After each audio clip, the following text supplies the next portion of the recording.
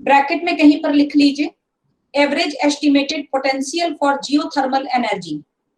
हमने जो अनुमान किया है अपने पास जो पोटेंशियल जियोथर्मल एनर्जी का, वह इंडिया के पास लगभग लगभग कितना गीगावाट है, तो वह आपका 10 गीगावाट है और मेगावाट में 10,000 मेगावाट। ब्रैकेट में कहीं लिख लीजिएगा average estimated potential for geothermal energy. Potential for geothermal energy, भूतापीय ऊर्जा के लिए जो हमारा अनुमानित जो ये पोटेंशियल है वो हमारे पास अबाउट जो है वो 10,000 मेगावाट है। इंडिया रैंक्ड 4, इंपॉर्टेंट में डालिए, India ranked 4th in the global wind power generation capacity. Bharat पूरे विश्व में जो है वो विंड कैपेसिटी या विंड जो है वो पावर में कौन सा पोजीशन रखता है, तो इसका पोजीशन है 4। इसकी टोटल जो है वो जनरेशन कैपेसिटी विंड पावर जो है वो कैपेसिटी कितनी है, तो ध्यान रखिएगा 25,088 जो है मेगावाट।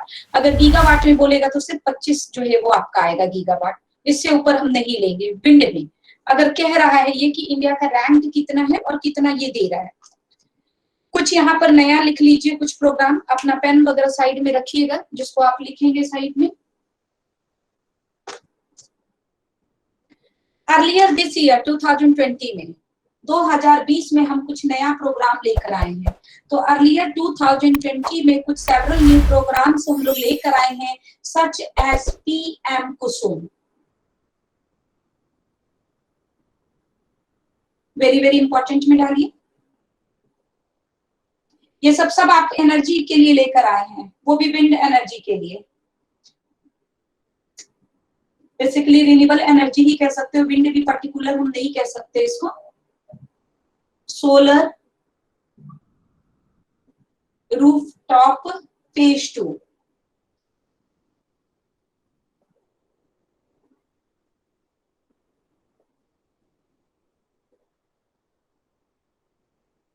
यूमरेप्स,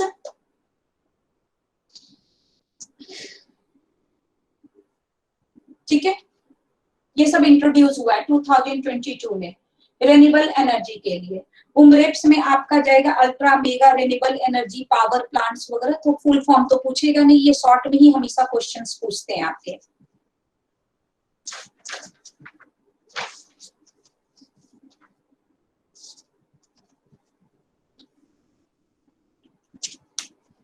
वेरी वेरी इंपॉर्टेंट में यहाँ पर डालिएगा एनर्जी कंजम्पशन बाई कितना कंजम्स करते हैं, कितना हम उसको खपत करते हैं, कितना हमारा जो है वो चीजें आपकी चलती है। इसमें कोई रेन्यूएबल नॉन रेन्यूएबल को लगाने की जरूरत नहीं है क्योंकि इस टाइम क्वेश्चन ऐसा नहीं पूछता है। सबसे पहले राउंड कर लीजिए, सबसे ज्यादा जो ऊर्जा की खपत होती है वो पेट्रोलियम। पेट्रोलियम को राउंड करो, सोर्स पेट्रोलियम को पहले नंबर पे ले लो, नेचुरल गैस को तीसरे नंबर पे ले लो, कोयले को थर्ड नंबर पे ले लो। समझ गए? इसको इंपॉर्टेंट में डाल दीजिए। बाय द वे अगर पूछता है कि नवीकरणीय ऊर्जा में सबसे ज्यादा खपत जो है वो ऊर्जा का किसमें है, अगर ये क्वेश्चन पूछ दे तो सिर्फ एक ऑप्शन को ध्यान रखिएगा, बायोमास को। इसके बियॉन्ड आपका कोई ऑप्शन इसके अंदर में नहीं आएगा।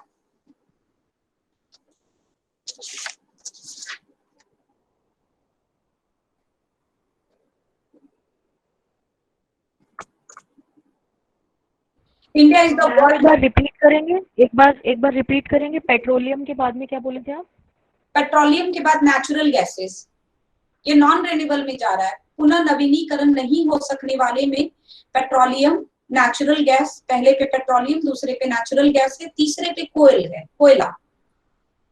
रिन्यूएबल में जो पुनः नवीनीकरण हो सकते हैं उसके अंदर बायोमास को बस देख लीजिए।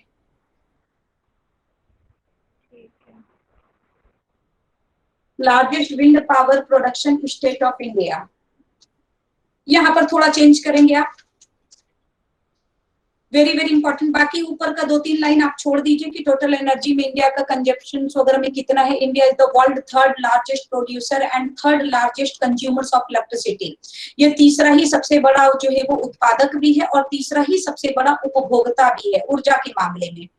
जर्मनी को कह रहा है कि world leading biogas energy producer है। पूरे विश्व का सबसे ज्यादा जो है वो बायोगैस जो है प्रोड्यूस कौन सी कंट्री कर रही है, तो जर्मनी कर रही है।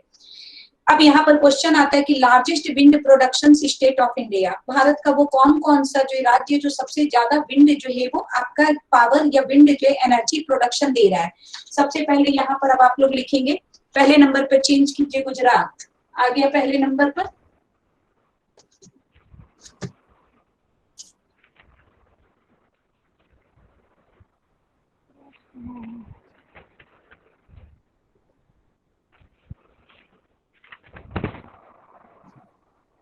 कर्नाटक थर्ड पे आ गया,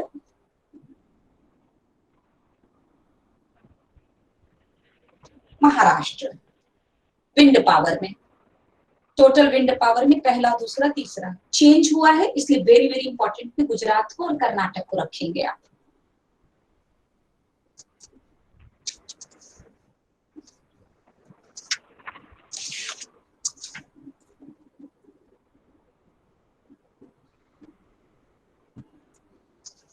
अब आ जाइए नेक्स्ट पर, मैच द फॉलोइंग पर ये क्वेश्चंस आपके आएंगे, वेरी वेरी इंपॉर्टेंट में डालना है।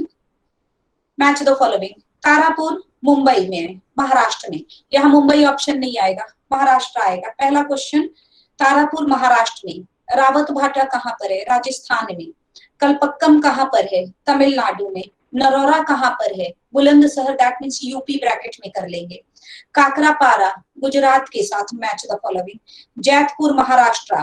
देखिए ये क्वेश्चन जब भी आता है इसमें नरौरा होगा, काकरापारा होगा, रावत भाटा होता है और तारापुर होता है, यही चार ऑप्शन को मैंने हर एग्जाम में देखा है, मैच द फॉलोइंग के लिए यही चार क्वेश्चंस आते हैं। अब इसके अंदर राउंड कीजिए तारापुर को, India first atomic power house, Bharat का पहला एटॉमिक पावर हाउस कहाँ पर है, तारापुर महाराष्ट्र में है, एशिया का लार्जेस्ट वन है, यही जो है वो एशिया का सबसे बड़ा है। रावत भाटा को राउंड करके with the help of Canada, Rawat भाटा किसके सहयोग से बनाया गया है, कनाडा के सहयोग से बनाया गया है। Kalpakkam first project it applied जो है वो कंप्लीटली नेटिव स्टफ, पूरे तरीके से वो कौन सा प्रोजेक्ट है जिसमें हमारा सिर्फ देसी सामान लगा, हमने विदेशी कोई भी सामान इसके अंदर नहीं लगाया है, वो है आपका कलपक्कम।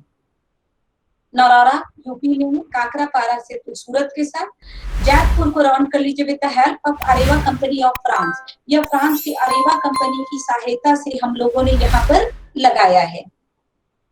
नेशनल वाटर पॉलिसी को राउंड कीजिए, 1987 में नेशनल वाटर आपका पॉलिसी लाया गया है, इंपॉर्टेंट में डाल दीजिए। सेंट्रल वाटर कमीशन, केंद्रीय जो है वो जल आयोग 1945 1945 में। डेवलपमेंट ऑफ पावर छोड़ दीजिए, भारत में कब से हमने एनर्जी को जो है वो स्टार्ट किया था, ओरिजिन इसका कब से हुआ था, तो 19th सेंचुरी से हुआ, हमें कोई जरूरत नहीं है। ये क्वेश्चन भी आपका आ चुका है, hydro electricity is also called white coal because it does not generate any pollution. Question आया था किसको जो है वो सफेद जो ये कोयले के नाम से जाना जाता है, तो सफेद कोयला कहा जाता है जल विद्युत योजना को, क्यों कहा जाता है, क्योंकि यह किसी भी प्रकार का कोई प्रदूषण आपके सामने नहीं देता है, किसी भी प्रकार के प्रदूषण को जनरेट नहीं करता। एनएचपीसी को राउंड कीजिए, नेशनल हाइड्रो जो पावर कॉर्पोरेशन, सिर्फ एक लाइन राउंड कीजिएगा, पब्लिक सेक्टर में यह सबसे लार्जेस्ट है, पब्लिक सेक्टर की सबसे लार्जेस्ट कौन सी है, एनएचपीसी। नेक्स्ट लाइन कट कर दीजिएगा, द पावर कॉर्पोरेशन वो सही भी नहीं है, उसे कट कीजिएगा। एनटीपीसी को राउंड कीजिए, नेशनल थर्मल पावर कॉर्पोरेशन, यह आपका कब बना, यह आपका 1975 में बना।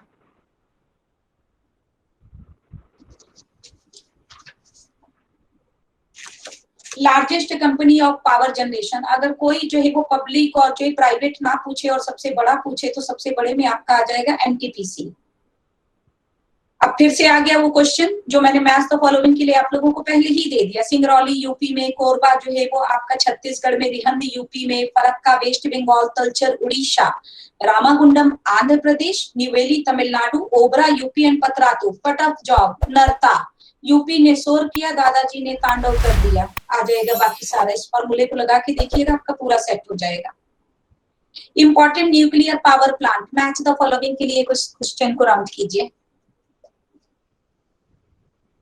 कहां पर क्या है, अप्सरा महाराष्ट्र में है, जर्लीना रावत भाटा राजस्थान में है, कामनी कलपक्कम तमिलनाडु में है, पूर्णिमा थर्ड कैगा कर्नाटक में है। ध्यान रखिएगा। अब एक तो क्वेश्चन आपका इसमें आता है कि अप्सरा, जर्लीना, कामिनी, कल्पक्कम ये सब क्या है?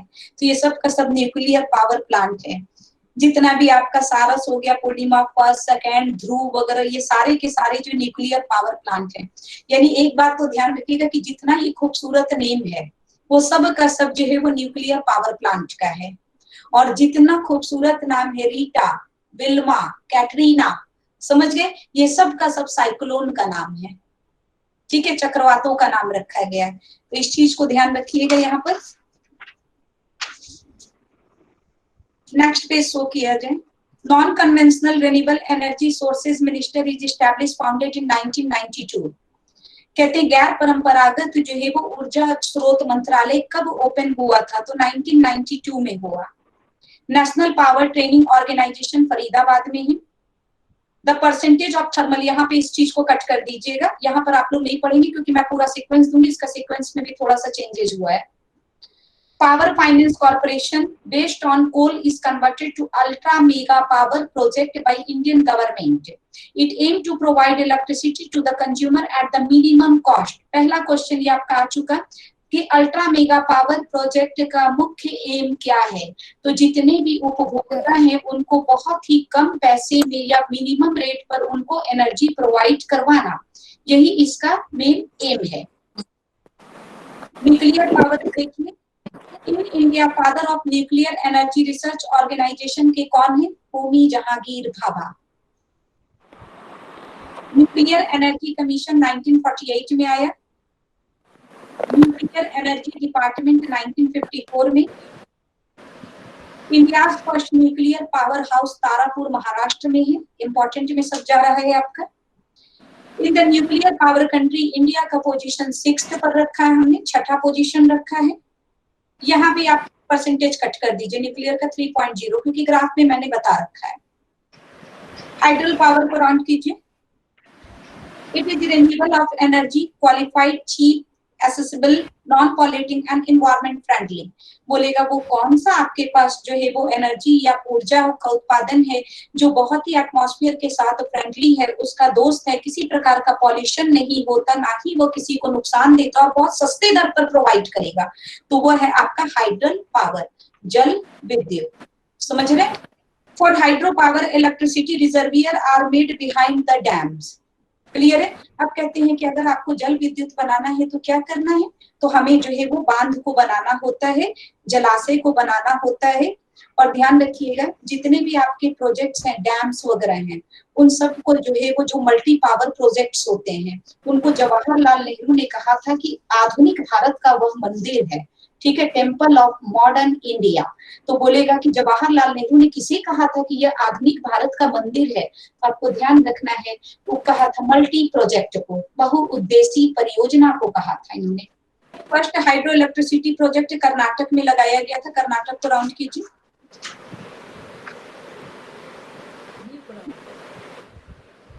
New and Renewable Energy Ministry approved the integrated energy policy on 26 December 2008. New and Renewable Energy Ministry approved करते हैं इंटीग्रेटेड एनर्जी पॉलिसी 2008 में। क्वेश्चन आ चुका है, राउंड करो 2008 को। बोलेगा कब लाया गया था ये इंटीग्रेटेड वगैरह आपका जो है? तो ये आपका लाया गया था 2008 में। इसका एम क्या है? 25 ईयर में 9% growth in the energy sector. अब आपसे बोलेगा न्यू एंड रिन्यूएबल एनर्जी जो लाया गया 2008 में, इसमें टारगेट कितने ईयर का दिया गया? तो 25 ईयर का। तो 2008 में आप 25 ईयर को जोड़िए, कितना हो गया? 2033 हो गया 25, 5, 30 और 33। दैट मीन्स 2033 क्वेश्चन का मोड ऐसे ही पलट देगा उठाकर। तो अब यहाँ पर क्वेश्चन क्या आ जाएगा कि किस ईयर तक उसने 9% का ग्रोथ रखा है? तो 9% का ग्रोथ जहां पूछा किस ईयर तक रखा है वहां पर अपने आप आ जाएगा कि 2033। राजीव गांधी जो रिन्यूएबल एनर्जी डे 20 अगस्त 2009 को राउंड कर लीजिए। इंपॉर्टेंट में डालिए solar energy converted to electricity, कोई जरूरत नहीं फोटोवोल्टिक वगैरह। इसमें इंपॉर्टेंट में डालिए Salijipalli in Andhra Pradesh is the first village receive electricity completely by solar energy. पूरे तरीके से जो है वो सौर